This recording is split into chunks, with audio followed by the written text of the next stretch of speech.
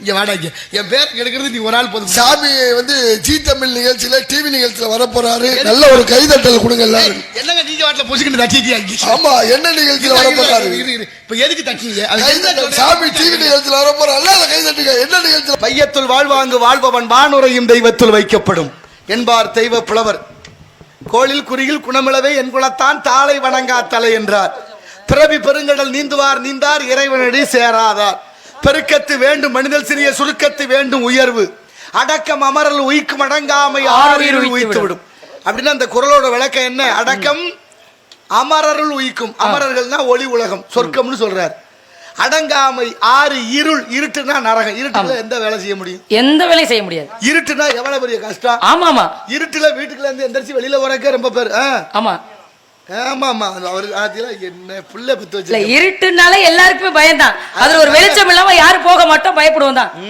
எத்தனை வயசு ஆளா இருந்தாலும் பள்ளி அறையா இருந்தாலும் ஒரு சிம்லி விளக்கு இருக்கணுமா, தெரியுமா தம்பி?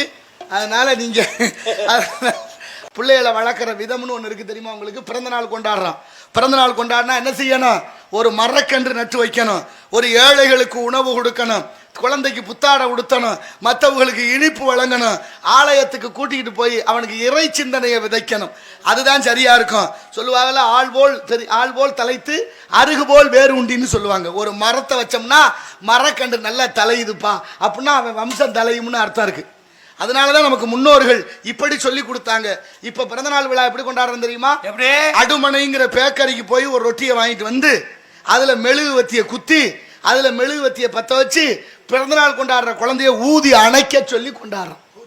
இந்த தமிழ் சமூகம் விளக்கு ஏத்தி பழக்கமா விளக்கு அணைச்சு பழக்கமா? ஏத்தி தான் பழக்கம். அப்புறம் எந்த கலாச்சாரம் இப்படி பண்ண சொன்னிச்சு உங்களை? ஏன் இப்படி மாறினீர்கள்? எதனால் இது வந்தது தெரியுமா உங்களுக்கு? ஒரு செய்தி. 2 நாளைக்கு முன்னால சீனாவுக்கு அரிசி கப்பல் போச்சு, 4 கப்பல். அந்த கப்பலை சீனாக்காரன் திருப்பி விட்டுட்டான் இந்தியாவுக்கு.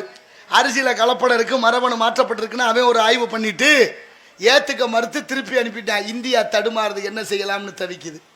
எத்தனை பேருக்கு தெரியும் இந்த செய்திகள் எல்லாம்? என்ன நடக்குது இங்க? நம்ம என்ன பண்ணிக்கிட்டு இருக்கிறோம்? இங்க வாடாங்க என் பேர் எடுக்கிறது நீ ஒரு ஆள் போதும். சாமி வந்து ஜி தமிழ் நிகழ்ச்சியில டிவி நிகழ்ச்சியில வர போறாரு. நல்ல ஒரு கைதட்டல் கொடுங்க எல்லாரும். என்னங்க நீங்க வாட்டில பொசுக்கிட்டு தட்டிட்டியா? ஆமா, என்ன நிகழ்ச்சியில வர போறாரு? இப்ப எதுக்கு தட்டிங்க? சாமி டிவி நிகழ்ச்சியில வர போறாரு. நல்ல கைதட்டுங்க. என்ன நிகழ்ச்சியில வர போறாரு? சொல்வதெல்லாம் உண்மை. எடுவட்டவளை இப்படித்தான் எதுக்கு என்ன வரும் தெரியாம கைதட்டி தான் நம்ம நாடு இந்த கதியில இருக்கு. யோசிச்சு அவன் என்ன முழுதா சொல்றான்னு கேட்காம என்னை போய் சொல்வதெல்லாம் உண்மையில யார எதுக்குடா நான் போறேன்? அந்த சாவித்திரியோட.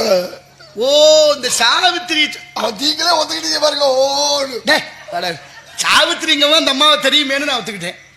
ஒத்துக்குச்சு. ஏன் அந்த அம்மாவுக்கு என்ன பிரச்சனை? ஒத்துக்குச்சா? நல்ல பெண்மணி தானே. நான் 2 முட்டையை கேட்டு ஒத்துக்க மாட்டேன். நீ எதுக்குடா கேட்ட? நீங்க போன மேட்ருக்குதா?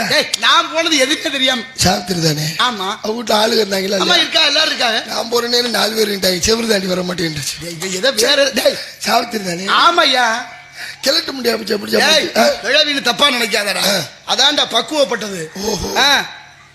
யார் தெரியுமா? சாவித்திரி தானே? சத்தியவானுடைய மனைவி சாவித்திரி.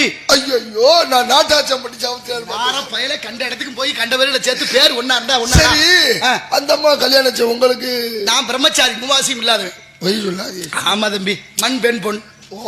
என்ன என்ன ரொம்ப கொலையிற? என்னடாச்சு? உங்களுக்கு கல்யாணம் ஆயிடுச்சுன்னு கேள்வி. ஒரு பிறவியில எத்தனை? 52. உங்களுக்கு எயிட் சொல்ல. உனக்கு வரும் படம் எடுவட்ட வேலை. நான் யார்? தெய்வீக மனமிடா. இல்லறம் அல்லது நல்லறம் இல்லை. ஆனாலும் இல்லறத்தில் இல்லாமல் வாழ்க்கை. ஒரு நாளைக்கு ஒரு வீட்டுக்கு போவீங்களா 2 வீட்டுக்கு? நினைச்ச நேரத்தில் எல்லா வீட்லயும் இருப்பேன். மாத்திரது போட்டுக்கிறது தப்பையில. தமிழ்ல இலக்கணத்துக்கு மாத்திரை இருக்குடா. நெடிலுக்கு 2 மாத்திரை.